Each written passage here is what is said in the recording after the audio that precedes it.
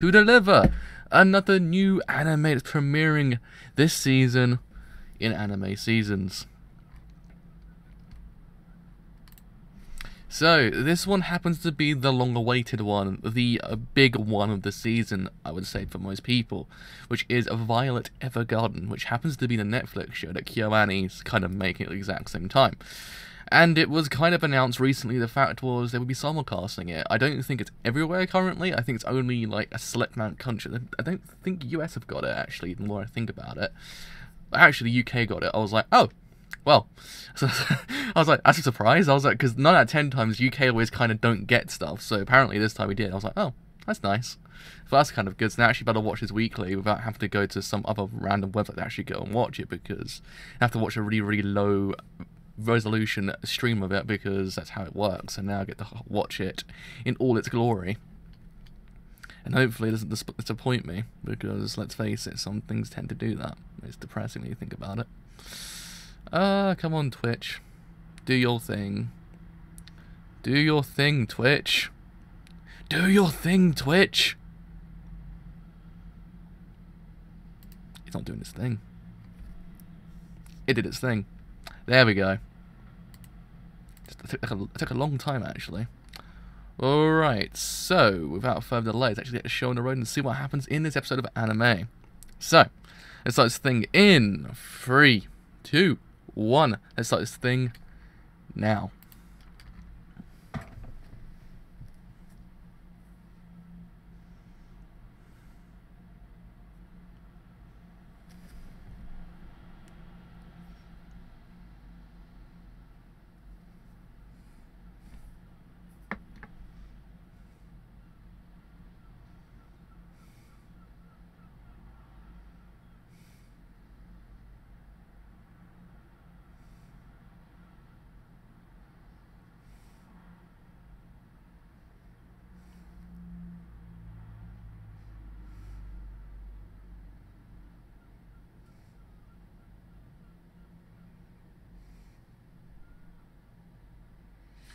I mean, to get the obvious out of the way right now, it looks freaking beautiful.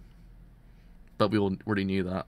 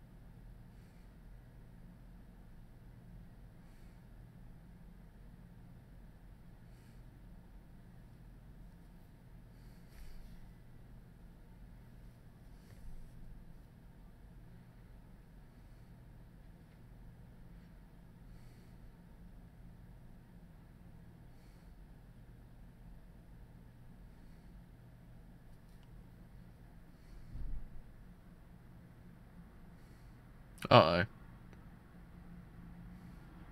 That's not good.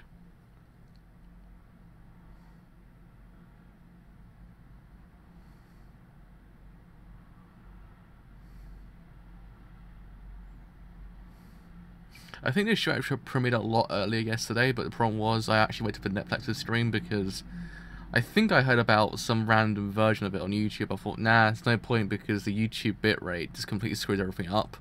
So it looked terrible, so I might as well just wait for it to come out like this and actually watch it like this.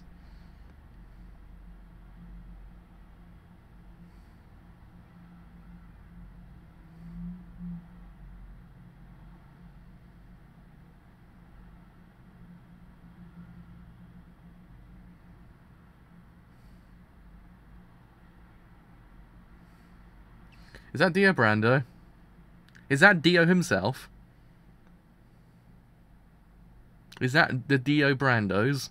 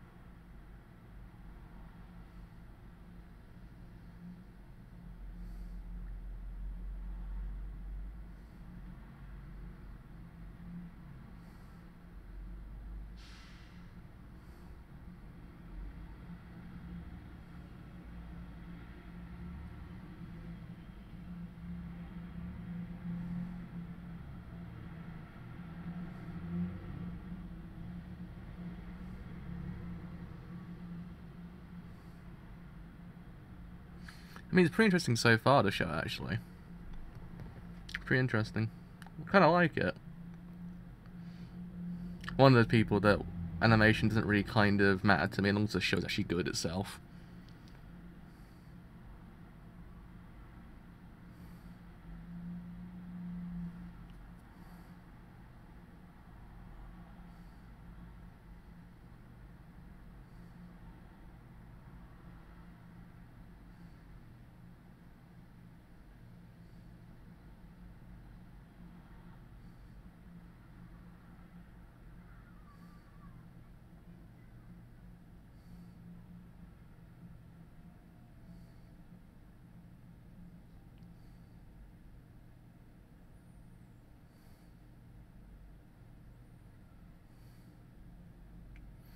It's one of those shows that I think it happens to be like most shows this season. It's a time will tell kind of show. More than anything, it's not one of those shows you can probably say, oh, it's a masterpiece episode 1, because it might in theory kind of go a completely different way at the end. It's one of those things, I think. This show, like, a lot of people will say, oh, it's a masterpiece episode 1, but you could kind of be kind of wary about it.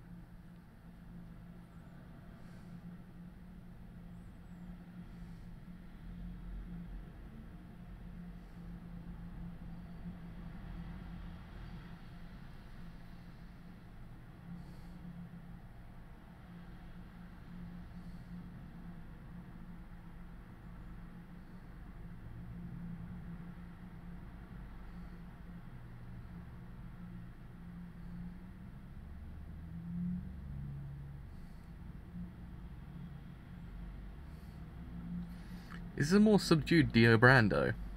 Like, kind of very low-key Dio.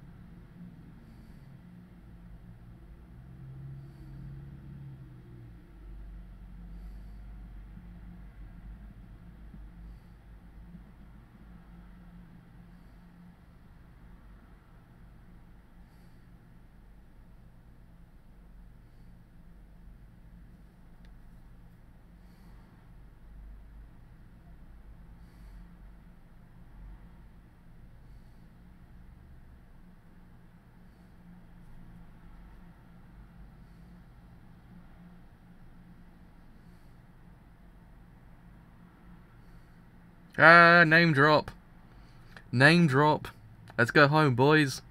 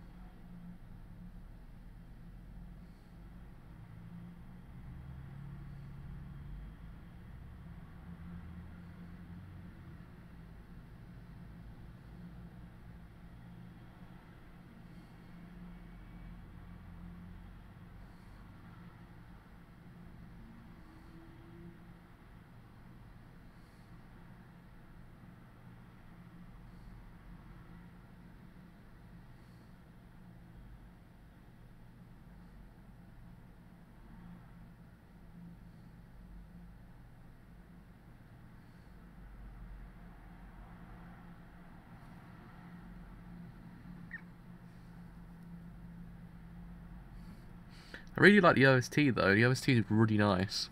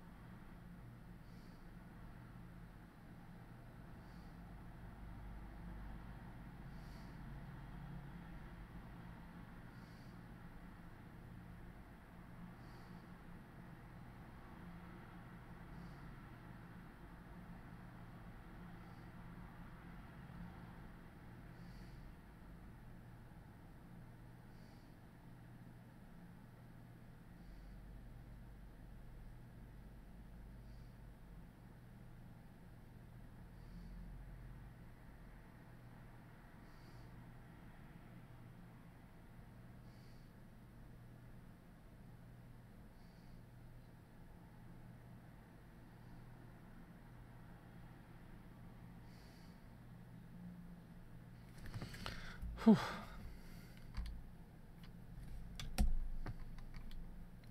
Right, okay, so that was that show, episode 1. I must say, it was pretty good. It was pretty good, I must say. It's not mesmerizing in any way, shape, or form in the sense of the narrative, because the narrative does hit some story beats that you kind of expect from a show in this kind of vein. I mean, it does in theory present a kind of a nice little outlook on what's different compared to other shows. I like that aspect of it, because it kind of marries two things together, and it kind of really works in the way it's actually kind of presented. The idea of how it's kind of in this very fairy tale-esque, kind of something you would expect from like a very 90s movie, in the sense of an anime movie or something in the live action sense, paired with this kind of very, in a way, complex kind of narrative about a character who kind of was a machine, kind of was inferior to all, and now is kind of trying to adapt to actual normal life, and at the same time kind of find what those words mean. I mean, yeah, it's not... Take my headphones off, the headphones are annoying me. It's not mind-blowing, because again, it's one of those things, it hits a lot of story beats, and it's very still Kyoani about it as well. It's not really kind of anything different from a Kyoani show I've watched, in the sense of how it's actually kind of shown, because the visuals themselves all do hit those same beats as seeing Kyoani. So in that sense, it's kind of like, okay, it's beautiful to look at, it's amazing, in a 4K TV, this must look like the most greatest thing in the universe. But still, it's one of those things, I've always said it, like, animation is one section of a whole entire show. You've got to look at the narrative as well, you've got to look at the characters as well. Those are the kind of where the meat and potatoes lie. If you've got a show that kind of just banks on the fact that you've got visuals that are mind-blowing, then you do tend to lose sight of what actually makes a show kind of memorable. Because if you just want to be remembered for the visuals themselves, then go forth and do that. But if you want to be remembered for more than just that, you've got to make compelling characters. And I think, again, as I said during the stream, it's a very time will tell kind of show. It's not one of those shows you can pinpoint at this very second, kind of call it the best thing you've ever seen in your lifetime, because it hasn't technically done anything just yet in the sense of kind of mind-blowingness besides the animation. That's the only thing. I mean, certain other shows can in theory do it. I mean, Devilman Crybaby did in theory blow me away in episode 1 and 2. That was one of those ones that really did blow me away in those first 2 episodes. But this one, I think it has to kind of...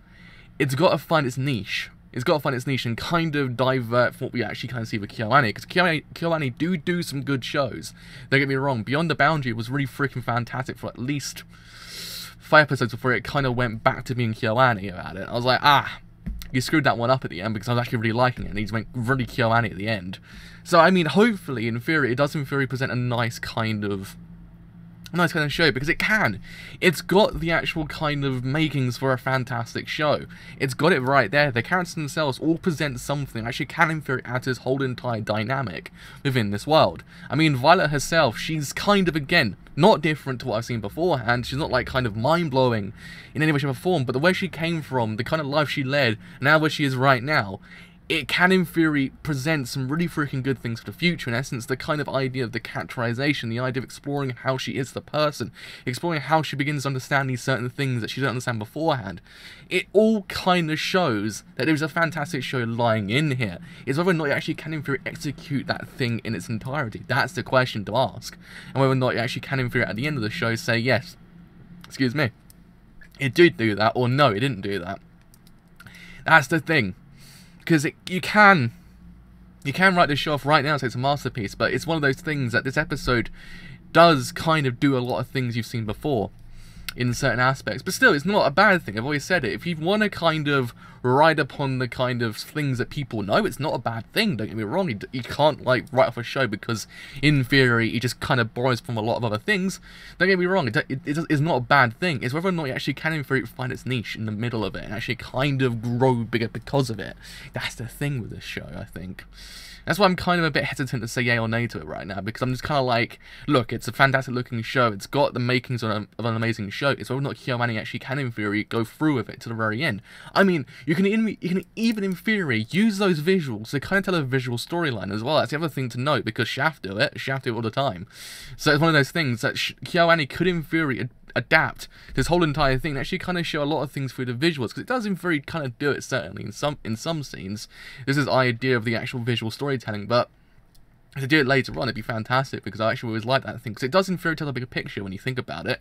I mean, you've always got character interaction, speech, and stuff like that do in theory tell a storyline, but if you do it through visuals, you kind of get a bigger picture of the whole entire scene itself. I mean, yeah, it's a neat show, I think, in its entirety. I think it's going to be a neat show. It's whether or not it actually can, in theory, go forth and actually kind of deliver a really freaking good show towards the end. That's the thing, because it's very kind of, would I say melancholic? It's not a calming show, but it's kind of sort of in a way calming at the same time. It's one of those ones that you're kind of seeing a character adapt. Someone who, as I said beforehand, very much was a machine, very much a doll in its entirety, is now this kind of normal person, just kind of adapting. And it does present a nice little case for what would actually come for the future of the show. Oh man, but that's what I'm just kind of fearing. I'm kind of fearing the future. That's why the same thing happened with Inuyashiki, and look what happened at the end of that show. Look what happened with me, in my opinion, at the end of that show. It completely nosedived for me. That's the thing. It's one of those ones that it does have the makings for a really good show, so I wouldn't actually can very deliver it. I like the actual use of the puppy as well. I thought it's actually been a really neat thing, because in theory you could actually say that in this episode Violet actually was a lost puppy. Because you had that whole entire puppy just in that room on its own, in a very, very, very, very wide room. It kind of shows the fact that she's actually a lost puppy in that case, because she is, when you think about it, because she's literally always asking, where's the Major, where's the Major, what's the Major want me to do, what's going to happen next, do we win the war, all those things. She keeps on asking all those things, until someone just basically says, like, look, don't worry about it, nothing's happening, we haven't got any more orders, just continue like where you are right now, it's fine. It's one of those things. She actually is an inferior lost puppy. It's one of those ones she has to kind of adapt to the world that she's in right now, and actually kind of grow because of it. And I think she will. I think actually it might actually kind of make for a good show to actually kind of watch that aspect of the show kind of happen. And actually then, because of it, the other characters themselves kind of bouncing off that kind of aspect as well, and actually kind of growing because of it. Because again, one other thing that kind of worries me is the side characters as well, whether or not they kind of will fit an archetype. Because if it does, it's like, I don't know. Like, I kind of want them to be strong characters. I want them to kind of be like characters I want to kind of remember for the future, and not actually kind of Kyoani characters. And that's always the kind of thing with these shows, is whether or not it actually can in theory buck the trend of its studio, because certainly the studio does in theory kind of make a name for it, and once it actually happens, you kind of have to realise, okay, so what can they do for the future actually kind of then buck that trend? And I think maybe this might be the litmus test for them, to actually kind of allow them to see whether or not they actually can in theory change it. But, I mean, as I said beforehand, and I always will say it, and I said a lot of shows this season, it's a time will tell kind of show. I think it's one of those ones that if you adore it, then you adore it. It's one of those things that won't tell you you're wrong at all. If you love it, you love it. But it's one of those things that I would always say, when you go into these kind of shows, always go in with a wary sense of mind, because it's one of those ones that you can fall in love with a show since episode 1, but it's whether or not this show can deliver in the future. That's the thing. But again, I think it can. I think there might be I think it might be a show at the end of this that actually people will remember. Maybe not to the point of a 9 out of 10 kind of show, or maybe 9.15 as it kind of goes on to Mal sometimes. Not in the kind of the race territory of how much this show got hyped over, but just kind of a show people will remember for the sole reason what it actually kind of did for the actual kind of anime community in the sense of Netflix, and also the kind of the visuals themselves, and hopefully the actual storyline itself as well. I think my problem is it's just Kyoani. I just kind of fear it. I kind of fear him as a studio. I was like, will they deliver it? Will they deliver it? I don't know. But I like again, as I said beforehand in the beginning of this review, I kind of like the aspect of how they marry this idea of this very fairy tale aspect. It's kind of very period kind of territory show, kind of meshed with this kind of maybe in a way more modern-esque nature as well, because I kind of see it as more of a modern like kind of take on what is otherwise kind of a very kind of period heavy kind of subject, in the sense of the idea of the war. You have this character who's basically kind of like basically a doll in essence, like kind of like a puppet. And it's one of those things. It's actually kind of a neat thing, because you're kind of marrying something you don't really see every day with something that's actually quite old in that aspect. I haven't really seen many things. If someone's seen something like this in their time, then do tell me, because again, you do get this whole entire idea. You do get shows, you do get movies that kind of explore the whole entire idea of when a character is used for a weapon. But I think here it's kind of like it's taking it to a new level, and I think it's actually kind of marrying this idea of like this kind of modernist aspect with this kind of very period heavy subject. But yeah, I think it actually can work very well. As I said beforehand, and I'll say it again, time will tell whether or not the show can deliver. So yeah, with all that said, I have indeed been the driver. Hopefully, you actually have enjoyed this whole entire stream. I do apologize, I actually did sound a little bit kind of on the fence about the show. It's just I don't want to kind of write this off as a masterpiece just yet. I want to kind of slow down and see how it goes, because it ain't no Devilman Crybaby in my eyes. That one still blew me away, and also Sungatsu did as well, and also so does Gintama. But those ones are kind of in a different league of shows when it comes to this kind of thing. But yeah, I mean, certainly the show might deliver. So, if you have enjoyed this whole entire stream on Twitch, and you do want to leave a like, then do leave a like, because indeed, it does help me quite a bit. If you have enjoyed this stream on YouTube, and you want to stay a little bit longer, then do leave a sub, because indeed, it does help me quite a bit, actually the random way. If you have enjoyed this whole entire stream on YouTube, and you want to leave a like, then do leave a like, because indeed, it does help me quite a bit. But until next time, I shall see you guys later. Bye for now.